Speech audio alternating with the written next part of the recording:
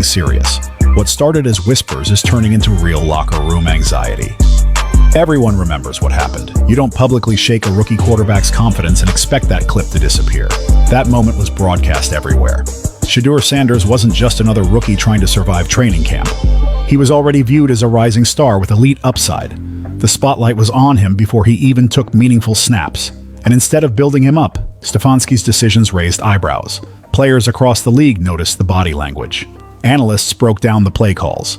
Fans debated it non-stop. It wasn't subtle and it wasn't quiet. Now fast forward to Atlanta. Stefanski walks in thinking he's getting a clean slate. Fresh logo, fresh city, fresh message. But here's the problem. Reputations travel faster than contracts. The locker room vibe feels off. The trust isn't automatic. Veterans don't just hand respect to a coach because of a resume. They watch how you treat players. They study how you handle young talent. And when your name is attached to controversy involving a quarterback like Shedeur Sanders, players start doing their homework. Kyle Pitts isn't the only one paying attention. Other key players are looking at this situation and asking hard questions. Do they want to tie their prime years to a coach whose leadership is being questioned? Do they want to risk development under someone who's accused of mishandling a high-profile quarterback? In the NFL, careers are short. Windows close fast. Players don't gamble those years lightly. What makes this even bigger is how Shedeur Sanders responded. He didn't spiral. He didn't lash out publicly. He didn't throw shots in interviews. He stayed composed. He kept working. He let his preparation speak. And that silence, that calm, it made the situation even louder. Because when a young quarterback absorbs pressure like that and keeps moving forward, the league notices. Executives see maturity. Veterans see toughness. Brands see stability. Sure. We know what you said yesterday after the game about Kevin and how much you've learned from him and understanding each other. What's your reaction to the news that he's no longer a coach? We just found out a couple seconds ago, but I think it's just overall the mentality, like things are going to happen. That's just how the league is. And moving forward, just focus on, what we can improve, individually. For this, Coach Kev, he been real tough. He been tough, and it's good. I think I grew. And I learned a lot from him. I think this week we had a conversation. Shedeur Sanders just broke his silence about Kevin Stefanski for the first time in months after Atlanta Falcons fans leaked secret audio recordings that expose exactly what Stefanski was saying about Shedeur behind closed doors in Cleveland. And what's on those tapes is so damning that it's threatening to end Stefanski's coaching career before it's even really begun. We're talking about recordings of private coaching meetings where Stefanski is heard trashing Shedeur's character, spreading lies about his work ethic, plotting ways to undermine his playing time, and admitting to other coaches that he views Shedeur as a threat to his authority that needs to be managed rather than developed. This isn't speculation or secondhand accounts anymore. This is Stefanski's own voice and his own words, proving everything that people have been saying about his treatment of Shedeur. And now that it's all public, Shedeur is finally responding in a way that's measured, powerful, and absolutely devastating to Stefanski's reputation. What I'm about to break down is going to show you exactly what's on those recordings, how Atlanta fans got access to them, why Shedeur chose now to finally speak out, and why this might be the moment that finally forces the NFL to hold coaches accountable for how they treat players. This happened. You said you just found out a few minutes ago. I think social media informed the players first. So I think that's... Has them addressed the team? All right, now this is getting sticky business here. Shedeur, obviously you've only been here just the 1 year so far, but as this team goes into a coaching search, what do you think is needed in the next leader of this team to sort of keep things on the right direction? I can just focus on me. I can just focus on what I can do. Let me walk you through how these recordings came to light, because the story of how they leaked is almost as dramatic as what's actually on them. It starts about 2 weeks ago when a group of Atlanta Falcons fans who'd been actively campaigning against the Kevin Stefanski hire received an anonymous email. The email contained no message, no explanation, just 3 audio files labeled Stefanski_meeting1.mp3, Stefanski_meeting2.mp3, and Stefanski_meeting3.mp3. The fans who received these files were initially skeptical. Could be fake, could be edited, could be a prank or some kind of setup. But when they listened to the recordings, they immediately recognized Stefanski's voice, and the content was so specific and so damaging that they knew they had something real. The recordings appear to be from 3 separate Cleveland Browns coaching meetings that took place during the previous season. Based on the context clues in the conversations, they seem to be from September, November, and January, basically spanning the entire season during which Stefanski was actively undermining Shadur.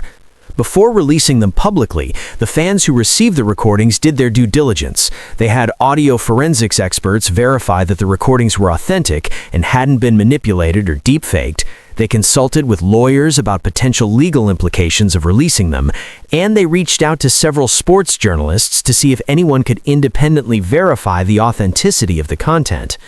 Once they were confident they had legitimate recordings, they made a decision that would send shockwaves through the NFL. They posted them on social media with full transcripts, timestamps, and context for every damaging statement Stefanski made. The recordings went viral within hours. Sports media outlets picked up the story immediately, and suddenly everything that people had been saying about Stefanski's treatment of Shadur, all the accusations of sabotage, all the claims of bias, all the suspicions about his motives, had audio evidence backing them up. Now let's talk about what's actually on these recordings, because the content is absolutely explosive and worse than almost anyone imagined. Recording 1 is from a September offensive coaches meeting. Stefanski is heard discussing Shedur's performance in practice and his plans for the upcoming game. Here's a direct quote from the transcript that's been verified by multiple sources. "I don't care what the stats say or what everyone thinks they're seeing. Shedeur Sanders is not our guy. He's got all the talent in the world, sure, but he's got his daddy's ego and none of his daddy's accomplishments. Every day he walks into this building thinking he's already made it because of his last name. That stops now. We're going to put him in situations that expose his weaknesses, and when he struggles, and he will struggle, we're going to make sure everyone knows it's because he's not ready, not because of our play calling." Let that sink in for a second. This is the head coach on tape admitting that he's planning to put his quarterback in situations designed to make him fail. Not situations to challenge him and help him grow, situations specifically designed to expose weaknesses and create a narrative that Shadur isn't ready. From last year to this year, like not playing in the league, and this year playing in the league, knowing what you like, what you don't like, knowing what you do good, what you don't do good, and just knowing the strengths and weaknesses and knowing how people game plan, also knowing how teams will attack or take things away. So it's a whole deep dive that you have to dive into when it comes to this off season and mentally like getting there. Recording 2 is from a November meeting after Shadur had several strong performances despite Stefanski's attempts to undermine him. The frustration in Stefanski's voice is palpable. How is he still performing well? We're running schemes that don't fit his skill set. We're calling plays that set him up to take unnecessary hits. We're limiting his opportunities to showcase his best attributes, and he's still finding ways to make it work. This is becoming a problem because if he keeps succeeding despite everything we're throwing at him, it makes us look bad. We need to be more aggressive about controlling the narrative with the media. Start planning stories about work ethic issues, about leadership concerns, about anything that takes the focus off his production and puts it on character questions. This isn't just bad coaching. This is a coach admitting that a player succeeding is a problem because it makes the coaching staff look bad. That's not about what's best for the team. That's pure ego and self-preservation at the expense of a player's career. Recording 3 is from January, near the end of the season, and it's perhaps the most damning of all. Stefanski is discussing the future with his coaching staff. Look, Shadur made the Pro Bowl, and that complicates things. But we all know Pro Bowl selections are popularity contests, not real evaluations of ability. What we need to do now is control the off-season narrative.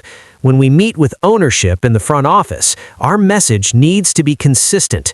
Shadur has tools, but fundamental flaws in his game and his approach that make him unsuitable as a long-term franchise quarterback.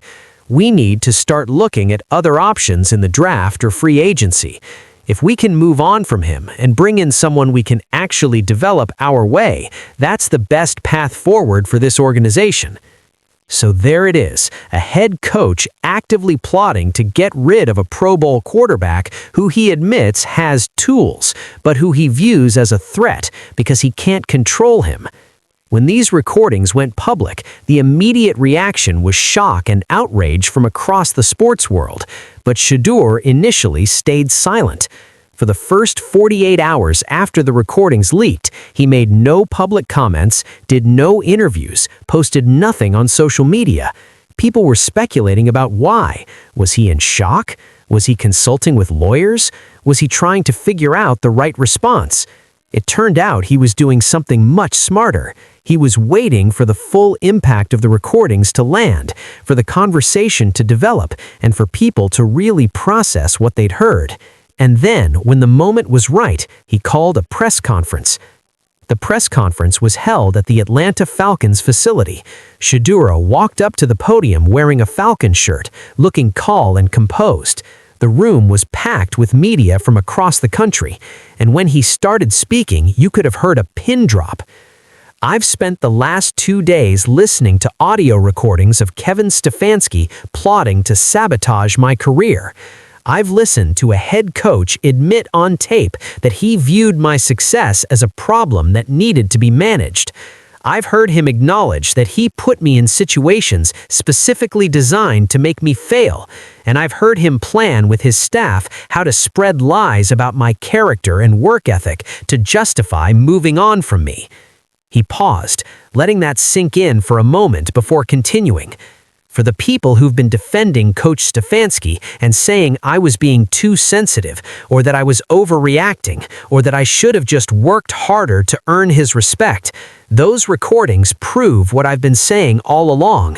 This was never about my performance. This was never about what was best for the team.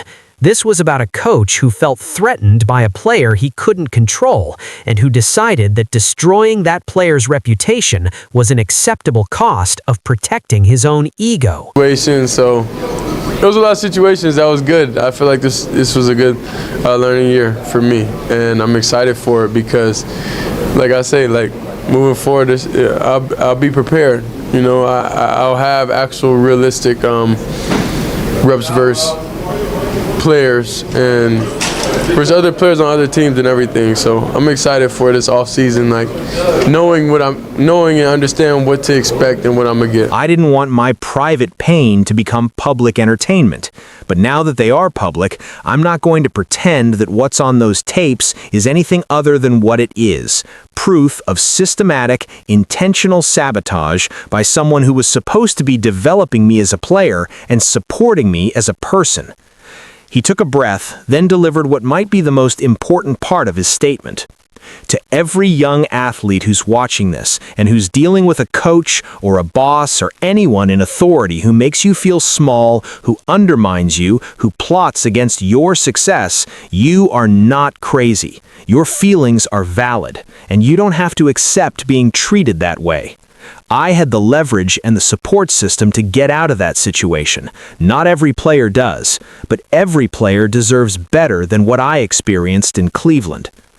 The questions from reporters after that opening statement were pointed and focused. Someone asked if Shadur had any idea he was being talked about this way while it was happening. His response was telling. I knew something wasn't right. You can feel when someone doesn't want you to succeed, but hearing it spelled out so explicitly in their own words is still jarring. One thing the recordings made clear is that this wasn't just Coach Stefanski. There were other coaches in those meetings who heard what he was saying and didn't push back. That tells you something about the culture he was creating in that building. Another reporter asked if Shadur thought Stefanski should face disciplinary action from the NFL. Shedur's answer was measured but firm.